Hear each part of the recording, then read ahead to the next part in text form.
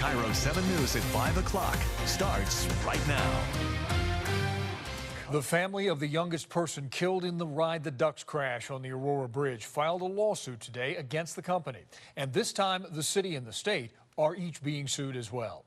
KIRO-7's Natasha Chen spoke with the girl's family last year, and Natasha, getting compensation for them is important for their survival, they say. And her family is living on modest means in China, and they had hoped that 17-year-old Run Jie-song would have success in the U.S. and bring them financial stability. Well, now she's gone, and they want to make sure Ride the Ducks is held accountable.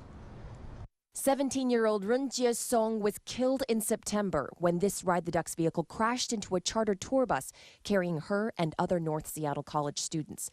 Her family's lawyer sued Ride the Ducks this morning. She was the hope for her mother to improve the family situation, and that is gone.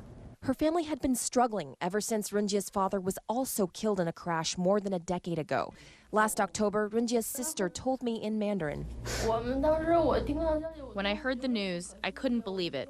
I thought the same thing could not have happened a second time. This time, their lawyer said the accident might have been preventable if staff followed a service bulletin sent out in 2013 showing fracturing may occur on the axle housing. The lawsuit also names the city of Seattle and state of Washington. We have concerns about why this bus was allowed to travel on the Aurora Bridge. Guys, ready or what? When Ride the Ducks resumed operation this January, the company picked the Fremont Bridge instead. They provided us a route, and we reviewed it. We're not in the business of telling them where they need to go. SDOT said the city can't force them to use particular roads, but this lawsuit is the first step in finding out who should be responsible and finding closure for Runjie's mother.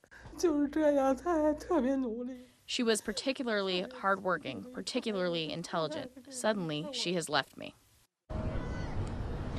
And there's one tour getting ready to take off now. I asked both the local Ride the Ducks company and the national company for comment on this.